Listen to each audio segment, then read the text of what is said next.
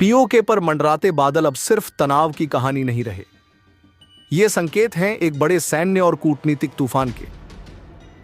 तस्वीरें जो सामने आई हैं, उन्होंने चीन और पाकिस्तान की उस गुप्त साजिश को उजागर कर दिया है जो लंबे समय से पर्दे के पीछे चल रही थी। लेकिन इस बार कहानी अलग है, क्योंकि भारत अब सिर्फ जवाब नहीं दे रहा, बल्कि हर मोर्चे पर निर्णायक कार्रवाई के लिए पूरी तरह तैयार है। नीलम घाटी से लेकर ऊंची पहाड़ियों तक, हाईटेक ड्रोन से लेकर ग्राउंड ऑपरेशन तक एक मल्टी लेयर प्लान तैयार किया गया था। मकसद था एक ऐसा सैन्य गलियारा बनाना जो भारत की चौकियों पर नजर रख सके और वक्त आने पर तेजी से हमला करने की क्षमता दे सके। लेकिन इस बार गेम पलट गया। भारतीय सेना और खुफिया एजेंसियों ने समय रहते इस पूरी साजिश को नाकाम कर दिया। चीन, जो हमेशा आक्रामक रणनीति के लिए जाना जाता है, अब पहली बार बैकफुट पर नजर आ रहा है। सवाल यह है, क्या यह सिर्फ एक असफल कोशिश थी या आने वाले बड़े टकराव का ट्रेलर? जानिए इस पूरे ऑपरेशन की अंदरूनी कहानी। क्या था चीन पाक का असली प्लान और भारत ने कैसे इसे किया फेल? सिर्फ हमारे साथ पीओके पर मंडराते बादल अब सिर्फ तनाव के नहीं, बल्कि एक बड़े सैन्य और कूटनीतिक भूकंप का संदेश दे रहे हैं। ताजा घटनाक्रम की जो तस्वीरों सामने आई हैं, उसे न सिर्फ चीन और पाक की मिलीभगत को बेनकाब कर दिया है, बल्कि यह भी साफ कर दिया है कि भारत अब किसी भी साजिश को सिर्फ सीमित जवाब तक बांधकर रखने के मूड में नहीं है, बल्कि जमीन से लेकर के आसमान तक और अंतर्राष्ट्रीय मंच तक हर स्तर पर निर्णायक कार्रवाई की तैयारी कर चुका है। पीओके के भीतर चीन की एक बहुत बड़ी साजिश पूरी तरीके से फेल हो चुकी है, जिसने ड्रैगन को पहली बार गंभीर रूप से बैकफुट पर जाने को मजबूर कर दिया है। सूत्रों के हवाले से सामने आ रही यह खबर क्षेत्रीय सुरक्षा समीकरणों में संभावित बदलाव का संकेत देती हुई प्रतीत होती है, जिसमें चीन और पाकिस्तान के बीच सामरिक समन्वय के जरिए पाकिस्तान अधिकृत कश्मीर यानी पीओके के भीतर एक कथित बहुस्तरीय घुसपैठ अभियान को अंजाम देने की कोशिश की गई। यह कोई साधारण या सीमित स्तर की गतिविधि नहीं बताई जा रही, बल्कि इसे एक सुव्यवस्थित, तकनीकी रूप से उन्नत और दीर्घकालिक रणनीतिक उद्देश्यों से जुड़ा ऑपरेशन बताया जा रहा है। इस पूरे अभियान की संरचना को देखते हुए यह संकेत मिलता है कि इसमें केवल सीमा पार गतिविधियों तक ही सीमित प्रयास नहीं था, बल्कि इसमें हवाई निगरानी, जमीनी मूवमेंट और सामरिक भूगोल के उपयोग का गहन अध्ययन शामिल था। बताया जा रहा है कि चीन द्वारा उपयोग में लाए गए हाईटेक ड्रोन इस ऑपरेशन का प्रारंभिक और अत्यंत महत्वपूर्ण हिस्सा थे, जिनका उपयोग नीलम घाटी के ऊपर गहराई तक प्रवेश कर माइक्रो लेवल मैपिंग, सर्विलांस और रियल टाइम डेटा संग्रह के लिए किया गया। ये ड्रोन केवल सामान्य निगरानी के लिए नहीं थे, बल्कि इनका उद्देश्य इलाके की भौगोलिक बनावट, भारतीय फॉरवर्ड पोस्ट की लोकेशन, संचार मार्गों और संभावित मूवमेंट कॉरिडोर की सटीक जानकारी जुटाना था, जिससे आगे की जमीनी कार्रवाई के लिए एक मजबूत आधार तैयार किया जा सके। इसी क्रम में यह भी कहा जा रहा है कि पीओके के भीतर पहाड़ी रास्तों और दुर्गम इलाकों में अस्थायी कैंप स्थापित किए गए, जहां से छोटे छोटे आर्म्ड यूनिट्स को तैनात कर चरणबद्ध तरीके से आगे बढ़ाने की योजना बनाई गई थी। इन यूनिट्स का उद्देश्य न केवल निगरानी करना था, बल्कि जरूरत पड़ने पर त्वरित प्रतिक्रिया देते हुए सीमावर्ती क्षेत्रों में दबाव बनाना भी था। पूरे ऑपरेशन का ब्लूप्रिंट इस प्रकार तैयार किया गया था कि एक तरफ नीलम घाटी को रणनीतिक दबाव में रखा जाए, जबकि दूसरी ओर उससे जुड़े 3 महत्वपूर्ण पहाड़ी क्षेत्रों और घाटियों को जोड़कर एक प्रकार का सैन्य गलियारा विकसित किया जाए।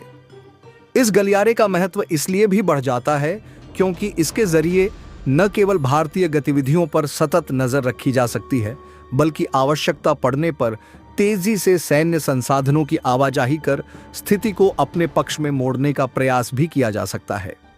यह गलियारा एक तरह से लॉजिस्टिक सपोर्ट, रैपिड डिप्लॉयमेंट और सामरिक घेराबंदी के लिए उपयोगी साबित हो सकता था, जिससे इलाके में शक्ति संतुलन को प्रभावित करने की संभावना बनती। विश्लेषकों के अनुसार इस तरह के मल्टीलेयर ऑपरेशन में तकनीकी और पारंपरिक दोनों तरह के सैन्य संसाधनों का संयोजन दर्शाता है कि इसमें दीर्घकालिक रणनीतिक सोच शामिल हो सकती है, जहां पहले चरण में निगरानी और जानकारी एकत्र की जाती है, दूसरे चरण में सीमित जमीनी उपस्थिति बनाई जाती है और तीसरे चरण में बड़े स्तर पर मूवमेंट या दबाव की रणनीति अपनाई जाती है। हालांकि इस प्रकार की रिपोर्ट्स की स्वतंत्र पुष्टि अक्सर चुनौतीपूर्ण होती है, फिर भी इनसे क्षेत्र में बढ़ती संवेदनशीलता और प्रतिस्पर्धी रणनीतियों का संकेत अवश्य मिलता है। यदि इस तरह की गतिविधियां वास्तव में हुई हैं, तो यह न केवल सीमा पर सतर्कता बढ़ाने की आवश्यकता को रेखांकित करता है, बल्कि यह भी दर्शाता है कि आधुनिक युद्ध और सीमा प्रबंधन में drone technology, real time data analytics और भूसामरिक इंजीनियरिंग की भूमिका कितनी महत्वपूर्ण हो गई है। साथ ही यह परिदृश्य यह भी संकेत देता है कि भविष्य के संघर्ष केवल पारंपरिक सैन्य टकराव तक सीमित नहीं रहेंगे, बल्कि उनमें हाइब्रिड वॉरफेयर, साइबर और सर्विलांस आधारित रणनीतियों का व्यापक उपयोग देखने को मिल सकता है। ऐसे में किसी भी देश के लिए यह आवश्यक हो जाता है कि वह अपनी निगरानी क्षमताओं, खुफिया नेटवर्क और त्वरित प्रतिक्रिया तंत्र को और अधिक मजबूत करे, ताकि किसी भी संभावित खतरे का समय रहते आकलन कर उचित कदम उठाए जा सके। कुल मिलाकर यह कथित ऑपरेशन एक जटिल और बहुआयामी रणनीति की ओर इशारा करता है, जिसमें भूगोल, तकनीक और सैन्य समन्वय का गहरा मेल देखने को मिलता है, और जो क्षेत्रीय स्थिरता के लिए एक महत्वपूर्ण चिंता का विषय बन सकता है। यही नहीं, चीन ने इन्हीं रास्तों से अपनी आर्म फोर्सेस की सीमित लेकिन रणनीतिक तैयारी बढ़ाने का प्लान पूरी तरीके से तैयार किया था। विशेष रूप से 3 पहाड़ी घाटियों पर ध्यान केंद्रित किया गया था, जहां से भारत में नजर से बचकर हलचल करना अपेक्षाकृत आसान माना जाता था। लेकिन इस पूरे ग्लैम प्लान की सबसे बड़ी कमजोरी वहीं से शुरू हुई, जहां चीन को सबसे ज्यादा भरोसा था। जैसे ही भारत की खुफिया एजेंसियों और तकनीकी निगरानी तंत्र को इन ड्रोन की संदिग्ध हलचल की भनक महसूस हुई, पूरा सिस्टम अचानक से अलर्ट मोड पर चला गया। सामान्य नजर से दिखने वाली मामूली उड़ानें असल में सामरिक घुसपैठ के पहले चरण की एक्टिविटी साबित होने लगी। नीलम घाटी के ऊपर आसमान में चल रही गतिविधियों ने उस समय एक नए प्रकार के सामरिक टकराव की तस्वीर साफ कर दी, जब रडार पर दर्ज हो रहे पैटर्न और ड्रोन के फ्लाइट कॉरिडोर ने यह संकेत दे दिया कि दुश्मन की नजर इस संवेदनशील क्षेत्र के हर मोड़ और 3 प्रमुख पहाड़ी गलियारों पर केंद्रित है। स्थिति की गंभीरता को भांपते हुए भारत ने बिना किसी देरी के निर्णायक कदम उठाया और आसमान पर नियंत्रण स्थापित करने का निर्णय लिया। यही वह क्षण था जहां से एक ऐसी जवाबी कार्रवाई शुरू हुई जिसने विरोधी के पूरे ऑपरेशन को अप्रत्याशित रूप से प्रभावित कर दिया। भारत ने सबसे पहले अपने अत्याधुनिक एंटी ड्रोन मिसाइल सिस्टम और इलेक्ट्रॉनिक वॉरफेयर ग्रिड को सक्रिय किया, जो आधुनिक युद्ध की बदलती प्रकृति के अनुरूप विकसित किए गए हैं। इन प्रणालियों की विशेषता यह है कि वे न केवल दुश्मन के ड्रोन की सटीक लोकेशन को ट्रैक कर सकते हैं, बल्कि उनके संचार और नेविगेशन सिस्टम को बाधित या नियंत्रित करने की क्षमता भी रखते हैं। जैसे ही ये सिस्टम सक्रिय हुए, नीलम घाटी और उसके आसपास के क्षेत्रों में उड़ान भर रहे कई ड्रोन अचानक रडार से गायब होने लगे, जबकि कुछ की ट्रेजेक्टरी अनियंत्रित होकर अपनी निर्धारित दिशा से भटक गई। यह स्पष्ट संकेत था कि भारतीय इलेक्ट्रॉनिक वॉरफेयर क्षमताएं प्रभावी ढंग से काम कर रही हैं। भारतीय सुरक्षा तंत्र की सटीक और त्वरित कार्रवाई के चलते कई ड्रोन को हवा में ही मार गिराया गया, जिससे संभावित खतरों को तुरंत निष्क्रिय कर दिया गया। वहीं कुछ ड्रोन के सिस्टम को ओवरराइड कर उन्हें उसी क्षेत्र में क्रैश होने के लिए मजबूर किया गया, जिससे न केवल उनकी निगरानी क्षमता समाप्त हुई, बल्कि उनके तकनीकी डेटा का विश्लेषण करने का अवसर भी प्राप्त हुआ। ये सभी ड्रोन मूल रूप से निगरानी और खुफिया जानकारी जुटाने के लिए तैनात किए गए थे, जिनका उद्देश्य भारत की सामरिक गतिविधियों पर नजर रखना था। हालांकि भारत की उन्नत तकनीकी तैयारी और त्वरित प्रतिक्रिया ने इस पूरे प्रयास को विफल कर दिया। इस घटनाक्रम ने यह भी स्पष्ट कर दिया कि आधुनिक युद्ध केवल हथियारों की संख्या का नहीं, बल्कि तकनीकी श्रेष्ठता और त्वरित निर्णय क्षमता का खेल है। पहली बार विरोधी को यह एहसास हुआ कि जिन अत्याधुनिक ड्रोन तकनीकों पर उसे गर्व था, वे भारत की नई और विकसित रक्षा प्रणालियों के सामने अपेक्षाकृत कमजोर साबित हो सकती हैं। इस पूरे घटनाक्रम ने भारत की रक्षा क्षमताओं, विशेषकर इलेक्ट्रॉनिक वॉरफेयर और एंटी ड्रोन टेक्नोलॉजी में उसकी बढ़ती ताकत को उजागर किया, जो भविष्य के किसी भी संभावित खतरे का सामना करने के लिए देश को और अधिक सक्षम बनाती है। चीन को यकीन था कि यह ड्रोन वर्चुअली अजीम है। इनके जरिए वह पीओके की रास्ते घाटियों की हर सांस नाप लेगा। लेकिन भारत ने एक ही ऑपरेशन में फिर से साबित कर दिया कि चाहे आसमान हो या पहाड़, भारत को अब नजरबंद करना इतना आसान नहीं है। ड्रोन के इस तरह ढेर होने के बाद भी अगर ड्रैगन को लगा कि मामला यहीं थम जाएगा तो वह उसकी भूल थी, क्योंकि भारत ने न सिर्फ उड़ते हुए लक्ष्यों पर थी नजर उसकी, बल्कि उसने जमीनी स्तर पर भी बड़ा खेल मचा दिया। ड्रोन के उड़ान के पैटर्न और के रूट लेग्स और जिन पॉइंट्स पर वे ज्यादा मंडराते दिख रहे थे, उन सभी डाटा पॉइंट्स का विश्लेषण करने के बाद भारत ने साफ बता दिया कि इन्हीं इलाकों पर जमीन में कुछ बड़ी हलचल चल रही है। नीलम घाटी के आसपास उससे सटे 3 पहाड़ी रास्तों पर चीन ने एक्सरसाइज और टेम्परेरी डिप्लॉयमेंट के नाम पर अस्थायी कैंप बना रखे थे। यही वो ठिकाने थे जहां से न सिर्फ ड्रोन ऑपरेशन को कंट्रोल किया जा रहा था, बल्कि आगे टैंक और आर्ड यूनिट की तैयारी और मूवमेंट के लिए भी लॉजिस्टिक सपोर्ट पूरी तरीके से चीन तैयार कर रहा था। भारत ने तय कर दिया कि अब जवाब सिर्फ आसमान तक सीमित नहीं रहेगा, बल्कि जमीन पर भी उतनी ही तेज और निर्णायक होगा। इसके बाद जो ऑपरेशन शुरू हुआ उसने पूरे क्षेत्र की तस्वीर बदल दी। भारतीय फोर्सेस ने टारगेटेड तरीके से उन सभी अस्थायी चीनी कैंपों को निशाने लेते हुए शुरू कर दिया, जो नीलम घाटी और 3 पहाड़ी घाटियों के चारों तरफ घेरने के लिए बनाए गए थे। तोपों से लेकर के प्रेसिजन स्ट्राइक तक कहर हथियार का इस्तेमाल सोची समझी रणनीति के तहत किया गया। कुछ ही घंटों के भीतर जो कैंप कभी एक्टिविटी और मूवमेंट का केंद्र थे, वह धो-धू कर चलते हुए नजर आए।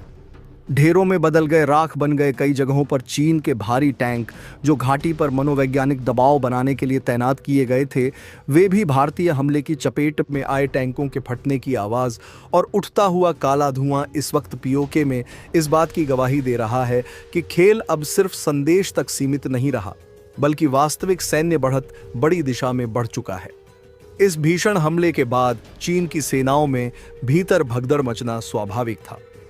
कम्युनिकेशन चैनलों पर मौजूद बातचीत से साफ झलकने लगा कि न सिर्फ फ्रंट लाइन पर तैनात जवान हैरान हैं, बल्कि कमांड लेबर पर भी अफरा तफरी की स्थिति बन चुकी है, जिन्हें इन अस्थायी कैंपों को सुरक्षित एक्सरसाइज जोन समझ करके भेजा गया था। वे अचानक खुद को भारत के टारगेटेड स्ट्राइक के बीच में पाते हैं। चीन की छोटी छोटी यूनिट्स कई जगहों पर बेतरीब ढंग से पीछे हटने को मजबूर हुई। ठिकाने ऐसे थे जिन्हें बिना कोई सामान समेटे तुरंत खाली करना पड़ा।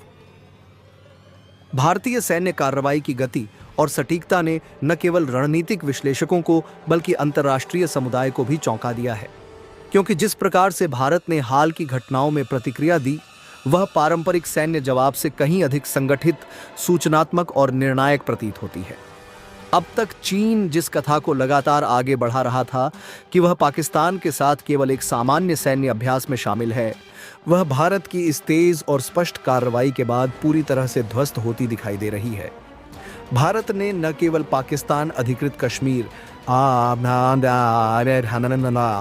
पीओके के भीतर हो रही गतिविधियों को गहराई से मॉनिटर किया, बल्कि उसे वैश्विक मंच पर उजागर कर एक बड़ा कूटनीतिक मुद्दा बना दिया। यह कदम इस बात का संकेत है कि भारत अब केवल सीमित प्रतिक्रिया तक सीमित रहने वाला देश नहीं रहा, बल्कि वह हर स्तर पर, चाहे वह जमीनी हो, खुफिया हो या कूटनीतिक, अपनी स्थिति को मजबूत करने में सक्षम है। भारत ने साफ तौर पर यह कहा है कि यह कोई रूटीन एक्सरसाइज नहीं थी, बल्कि पाकिस्तान और चीन के बीच एक सुनियोजित रणनीति के तहत भारत के खिलाफ अवैध घुसपैठ और क्षेत्रीय सैन्य संतुलन को बदलने की कोशिश की गई थी। यह आरोप केवल बयानबाजी नहीं, बल्कि ठोस प्रमाणों और खुफिया जानकारी पर आधारित बताया जा रहा है, जिसने अंतर्राष्ट्रीय समुदाय का ध्यान भी इस ओर आकर्षित किया है। चीन द्वारा पाकिस्तान के साथ मिलकर पीओके को एक तीसरे मोर्चे के रूप में इस्तेमाल करने की कोशिश ने इस पूरे घटनाक्रम को और अधिक गंभीर बना दिया है, क्योंकि यह केवल द्विपक्षीय विवाद नहीं, बल्कि क्षेत्रीय स्थिरता के लिए एक संभावित खतरा बनकर उभरा है। भारत ने इसका जवाब केवल सीमित सैन्य कार्रवाई तक नहीं रखा, बल्कि इसे संयुक्त राष्ट्र तक ले जाकर यह स्पष्ट कर दिया कि वह इस प्रकार की गतिविधियों को वैश्विक कानून और संप्रभुता के उल्लंघन के रूप में देखता है। संयुक्त राष्ट्र में भारतीय प्रतिनिधियों ने जिस दृढ़ता और स्पष्टता के साथ अपनी बात रखी, उसने यह संकेत दिया कि भारत अब वैश्विक मंचों पर भी अपने हितों की रक्षा के लिए पूरी तरह तैयार है। उन्होंने साफ कहा कि चीन की यह हरकत सीधे सीधे घुसपैठ की श्रेणी में आती है और इसे किसी भी तरह से सामान्य सैन्य अभ्यास के रूप में नहीं देखा जा सकता। भारत की यह रणनीति दोहरी थी। एक ओर उसने जमीनी स्तर पर सैन्य दबाव बनाकर तत्काल खतरे को नियंत्रित किया, वहीं दूसरी ओर कूटनीतिक स्तर पर इसे एक अंतर्राष्ट्रीय मुद्दा बनाकर चीन और पाकिस्तान दोनों को वैश्विक जांच के दायरे में ला खड़ा किया। यह एक परिपक्व और बहुआयामी प्रतिक्रिया का उदाहरण है, जो यह दर्शाता है कि भारत अब केवल प्रतिक्रियात्मक नहीं बल्कि सक्रिय और पूर्व नियोजित रणनीतियों पर काम कर रहा है। भारत की ओर से दी गई चेतावनी भी अत्यंत महत्वपूर्ण है, जिसमें स्पष्ट कहा गया है कि यदि भविष्य में इस प्रकार की कोई भी हरकत दोहराई जाती है तो उसे सीधे युद्ध की शुरुआत माना जाएगा और उसी के अनुरूप जवाब दिया जाएगा। यह चेतावनी केवल शब्दों का खेल नहीं है, बल्कि उस हालिया सैन्य कार्रवाई की पृष्ठभूमि पर आधारित है जिसने यह साबित कर दिया है कि भारत अपने संप्रभु हितों की रक्षा के लिए किसी भी हद तक जाने को तैयार है। इस पूरे घटनाक्रम ने दक्षिण एशिया की भू राजनीतिक स्थिति को एक नए मोड़ पर ला खड़ा किया है, जहां अब हर कदम अत्यंत सावधानी और रणनीतिक सोच के साथ उठाया जा रहा है। भारत का यह रुख न केवल उसकी सैन्य क्षमता को दर्शाता है, बल्कि उसकी कूटनीतिक परिपक्वता और वैश्विक स्तर पर बढ़ती भूमिका को भी उजागर करता है। आने वाले समय में यह देखना महत्वपूर्ण होगा कि चीन और पाकिस्तान इस स्थिति पर किस प्रकार प्रतिक्रिया देते हैं और क्या यह तनाव किसी बड़े संघर्ष की ओर बढ़ता है या कूटनीतिक प्रयासों के माध्यम से इसे नियंत्रित किया जा सकता है। फिलहाल इतना स्पष्ट है कि भारत ने इस पूरे घटनाक्रम में अपनी स्थिति को न केवल मजबूती से रखा है, बल्कि यह भी संकेत दिया है कि वह अब किसी भी प्रकार की चुनौती का सामना करने के लिए पूरी तरह तैयार है, चाहे वह सीमा पर हो या अंतर्राष्ट्रीय मंच पर। क्योंकि जिसे भारत ने कुछ ही घंटे पहले न केवल ड्रोन गिराए बल्कि टैंकों को उड़ाकर अस्थायी कैंपों को नष्ट कर दिया। यह संदेह साफ है कि लाइन ऑफ कंट्रोल के उस पार पीओके के भीतर अब भारत की सहनशीलता की सीमा पहले जैसी नहीं रही। सबसे बड़ा झटका चीन को इस बात का लगा कि भारत ने इस पूरे घटनाक्रम के बीच सिर्फ जवाबी कार्रवाई के करके ही नहीं छोड़ा, बल्कि जमीन पर अपनी स्थिति को मजबूत बना लिया है। नीलम घाटी से होते हुए लगभग 298 किलोमीटर के क्षेत्र को अब भारत ने अपने प्रभावी नियंत्रण में लिया है। इस पूरे स्ट्रेच में जो पार्क चौकियां थीं, कभी सक्रिय होती थीं, उन्हें खाली कर दिया गया है या वे भारत की कार्यवाही के बाद खुद छोड़कर भागने को मजबूर हो चुके हैं। इन चौकियों पर जहां कभी पार्क फोर्स तैनात थी, वहां अब सीमा सुरक्षा बल की तैनात की है। यह सिर्फ टैक्टिकल एडवांटेज नहीं बल्कि एक बड़ा रणनीतिक मैसेज भी है कि भारत अब उन इलाकों को छोड़ने के मूड में नहीं है जिन्हें उसने अपने खून पसीने से कभी सुरक्षित किया था। बीएसएफ की मौजूदगी का मतलब यह है कि अब इन इलाकों में सिर्फ अस्थायी ऑपरेशन जोन नहीं बल्कि दीर्घकालिक सुरक्षा ग्रिड का हिस्सा माना जा रहा है। निगरानी तंत्र को और मजबूत किया गया, फॉरवर्ड पोस्ट पर मैन पावर बढ़ाई गई है और सबसे अहम बात यह है कि ड्रोन विरोधी तंत्र और इलेक्ट्रॉनिक सर्विस को स्थायी ढांचे के तौर पर स्थापित किया जा रहा है। भारत ने साफ कर दिया है कि अगले 36 घंटे बेहद अहम होने वाले हैं, क्योंकि इस दौरान न सिर्फ चीन और पाक की अगली चाल पर नजर रखी जा रही है, बल्कि जरूरत पड़ने पर आगे की क्षेत्रीय दबाव बनाने की रणनीति भी पूरी तरीके से तैयार है। उधर इस पूरे घटनाक्रम के बाद पीओके में हलचल मच चुकी है। हालात ऐसे बन चुके हैं कि पाक की राजधानी इस्लामाबाद तक में बैठकों का दौर शुरू हो चुका है और इस पूरे घटनाक्रम के बाद में पाक के जनरल मुनीर की तरफ से एक ऐसा बयान आया है जिसने एक बार फिर से इस मामले को और भी ज्यादा आग हवा देने का काम किया है। दरअसल इस पूरे घटनाक्रम के बाद जनरल मुनीर ने कहा है कि भारत अगर पीओके को लेकर के इतनी संजीदगी से काम नहीं कर रहा तो इस पूरे घटनाक्रम में हम एलओसी पर अब अपना टारगेट सेट करेंगे। यानी कि एक तरफ तो डर के साए में जी रहा पाक भारत को धमकी दे रहा है, तो दूसरी तरफ वह एलओसी का अब एक और राग अलापना शुरू कर चुका है। हालांकि इस पूरे घटनाक्रम के बाद चीन ने अपनी सेना को बैकफुट पर ले जाना शुरू कर दिया है। कई यूनिट्स को पीछे के इलाके में खसकाने की कवायद तेज हुई है। ड्रोन ऑपरेशन ठप पड़ चुके हैं। एक्सरसाइज के नाम पर संयुक्त गतिविधियां पाक के साथ चलाई जा रही थीं, उन्हें भी धीरे धीरे कम किया जा रहा है। चीन ने अपने स्तर पर पाक को साफ कर दिया है कि मौजूदा स्थिति में सीधे टकराव और आगे बढ़ना उसके लिए बेहद महंगा पड़ेगा, लेकिन नुकसान हो सकता है, क्योंकि भारत ने न सिर्फ जमीनी स्तर पर अपनी स्थिति मजबूत कर ली है, बल्कि संयुक्त राष्ट्र में इसे एक बड़े विवाद की शक्ल देकर के चीन की छवि को भी बहुत गहरी चोट पहुंचा दी है। पीओके के उन इलाकों में जहां कभी चीन और पाक को लगता था कि वे बिना किसी गंभीर प्रतिक्रिया के अभ्यास और तैनाती कर सकते हैं, अब वह माहौल पूरी तरीके से बदल रहा है।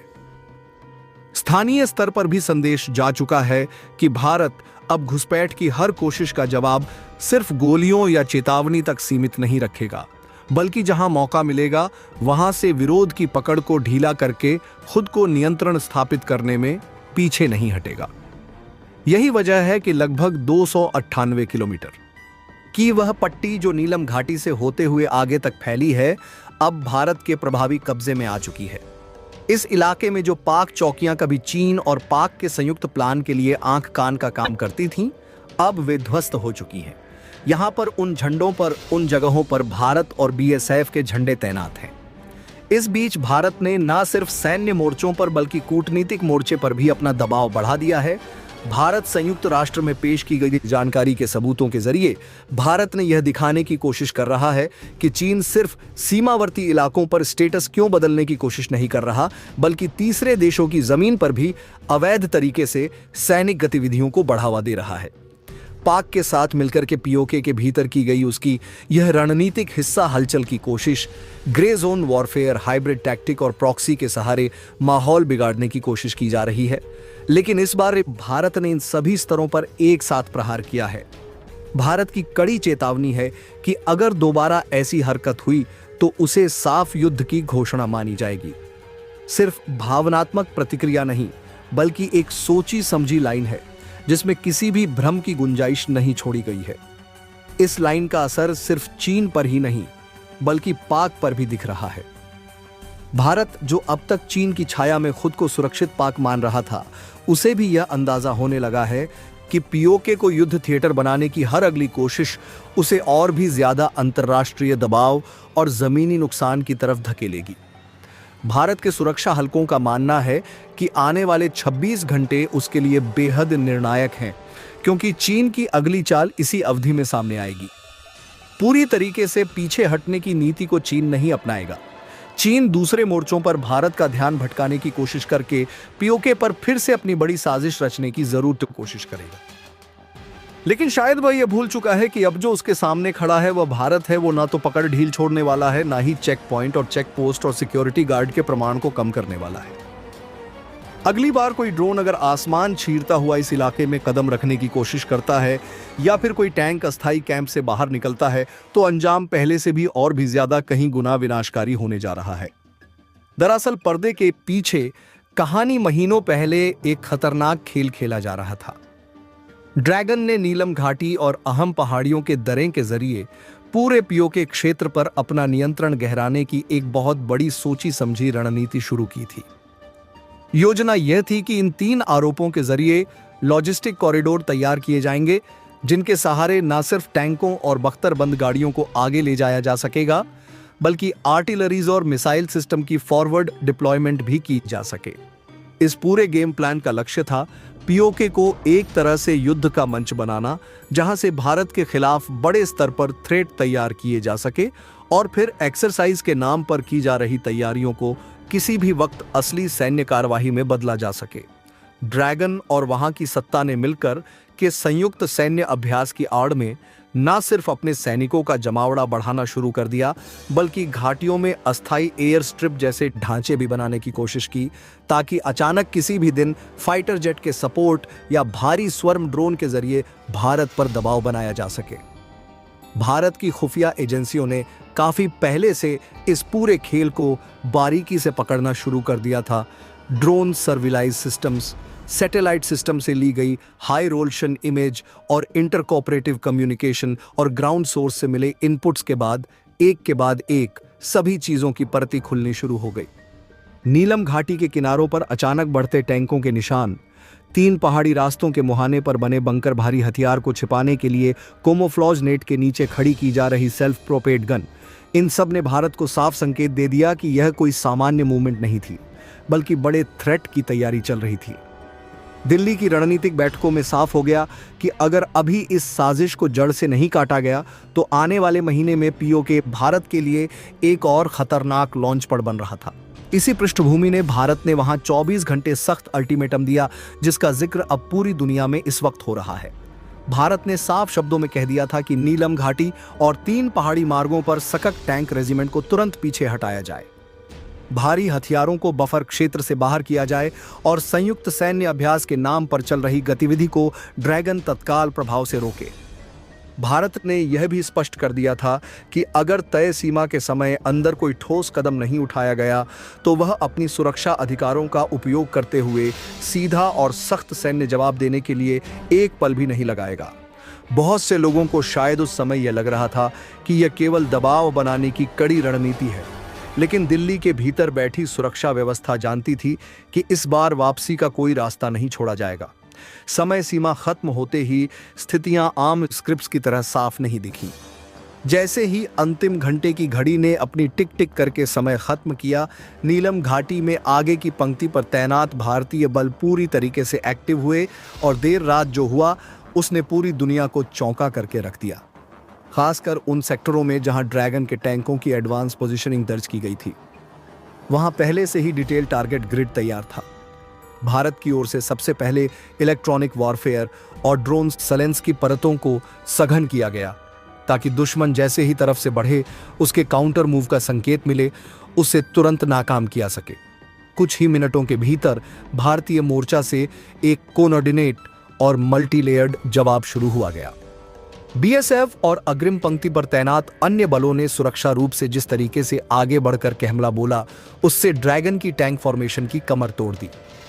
भारी टैंकों को बेहद सटीक एंटी टैंक गाइडेड मिसाइल और आर्टरी फायर के संगठित इस्तेमाल से निशाना बनाया गया। कई टैंकों को घाटी की ढलानों पर ही खाक कर दिया गया। वहीं कुछ ने बचने की कोशिश की, पचने में पीछे हटना चाहा, लेकिन पहले से ही तैयार फायर पॉकेट्स में फंस करके वे भी बेअसर हो गए। और इस पूरे ऑपरेशन का सबसे बड़ा पहलू अब सामने आ रहा है। भारत ने दुश्मन की पहलदमी का इंतजार किए बिना प्रोएक्टिव तरीके से उनकी रेंज से बाहर धकेलना शुरू कर दिया, जिससे वे बड़े हमले की शुरुआत कर रहे थे। दरअसल पूरे के पूरे ड्रैगन की साजिश 3 घाटी और साथ ही साथ नीलम घाटी पर कब्जा करके पूरे पीए को एक इंटरलॉक जोन बनाने की कोशिश चल रही थी, जहां पर मौजूद भारत समर्थक लोग जो लगातार नारा और पीपाक के खिलाफ विद्रोह कर रहे थे, उन्हें दमन करने की कोशिश चल रही थी। लेकिन इस पूरे घटनाक्रम में भारत का यह कदम इस वक्त बहुत तेजी से छा चुका है। सिर्फ जमीनी मोर्चों पर ही नहीं, आसमान में भी ड्रैगन की मंशा को करारा जवाब मिला है। भारत ने न सिर्फ उसके भारी सशस्त्र ड्रोन को ट्रैक किया, बल्कि एडवांस काउंटर ड्रोन टेक्नोलॉजी की मदद से उन्हें पूरी तरीके से न्यूट्रलाइज कर दिया गया है। कई रिपोर्ट्स के अनुसार ड्रैगन ने सोचा था कि वह अपने अत्याधुनिक माने जाने वाले ड्रोन की मदद से भारतीय पोर्ट्स की लाइव मैपिंग करके कम्युनिकेशन को जाम कर देगा और साइकोलॉजिकल दबाव बनाएगा। लेकिन भारत के इलेक्ट्रॉनिक शील्ड और काउंटर ड्रोन सिस्टम ने एक तरह से आसमान में अदृश्य दीवार खड़ी कर दी थी, जिससे यह सभी ड्रोन या तो अपने रास्ते भटक गए या फिर वहीं गिर करके पूरी तरीके से निष्क्रिय हालात में पड़े हुए हैं। ड्रैगन चाहकर भी पीओके के ऊपर अपने हाई एंड ड्रोन नहीं उड़ा पाया, क्योंकि उसे पता था कि वह सीमांत क्षेत्र में जैसे ही दाखिल होंगे वह तो गिरा दिए जाएंगे। इसके साथ ही भारत ने पीओके के भीतर ही नहीं बल्कि एलओसी पर भी अपने भराव को अचानक कई गुना बढ़ा दिया है। कई सेक्टरों में लंबे से समय से जारी रिसॉल्व एंड रिस्ट्रिक्ट की नीति को बदलते हुए अब एक्टिव पोस्चर अपना लिया गया है। सीमा पर तैनात फॉर्मेशन को क्लियर डायरेक्शन दे दिए गए हैं कि किसी भी संदिग्ध मूवमेंट पर केवल निगरानी भर नहीं बल्कि आवश्यकता पड़ने पर तत्काल बराबर की कार्रवाई की जाए और जिस तरीके से सामने से विरोध आए उसका उसी भाषा में जवाब दिया